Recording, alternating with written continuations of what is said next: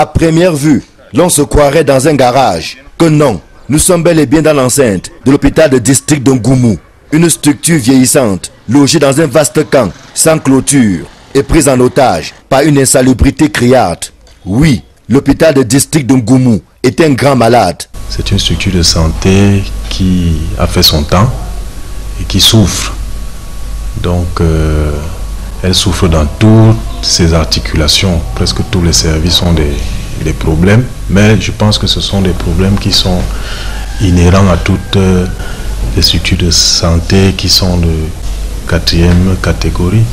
Petite balade dans quelques services en compagnie du sous-préfet de la localité. Arrêt à la maternité où l'essentiel des équipements relève d'une autre époque. Par exemple, le matériel est déjà vieux. Si on peut le remplacer, ça nous apportera de grands bienfaits afin de suivre les femmes normalement comme il le faut. Quand vous regardez tout autour de la maternité, par exemple, une table chauffante, nous n'en avons pas.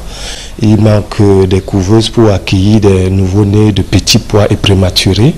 Un des grands problèmes que connaît cet hôpital, c'est le délestage régulier qui prive cette structure sanitaire de l'énergie électrique. Ici, au laboratoire, les appareils tombent constamment en panne. À cause de l'énergie qui n'est pas stable, les appareils s'abîment. Vous allez voir le compteur pour la numération formule sanguine tombe en panne chaque fois. Quand c'est branché, le courant s'en va et quand il faut reprendre, ça grille presque tout. Heureusement qu'il existe un groupe électrogène qui tourne de temps en temps pour éviter la paralysie totale. Il y a le groupe, mais même aussi pour le carburant, ce n'est pas toujours facile. Donc c'est le problème de carburant au niveau du groupe. Ce qui fait que lorsqu'il n'y a pas assez d'activité, bon, le groupe est en arrêt. Et lorsqu'il y a certaines activités, on relance le groupe. Le rationnement en eau est facilité par l'installation d'un forage, mais son fonctionnement est encore problématique. Bon, nous utilisons encore manuellement le forage, mais si on mettait un château et qu'on distribuait de l'eau dans tous les services, ça serait encore quelque chose de très bien. Parce que là présentement, tous les tuyaux sont déjà usés et gâtés, donc il n'y a pas la possibilité d'avoir l'eau dans différents services. Qu'est-ce qu'on fait? On vient puiser On vient puiser avec les seaux, on transporte pour différents usages.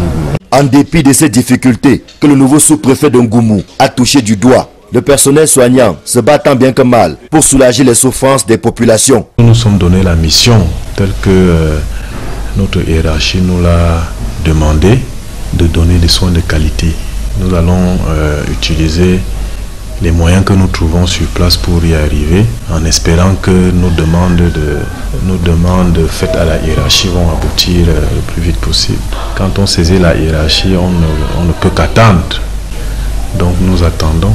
L'hôpital de district d'Ngoumou est donc un malade qui a besoin de soins appropriés et dans l'urgence. Le nouveau directeur, en poste depuis seulement 2 mois et demi, lorgne constamment du côté de Yaoundé dans l'attente de bonnes nouvelles. La réhabilitation et l'équipement de cet hôpital s'imposent.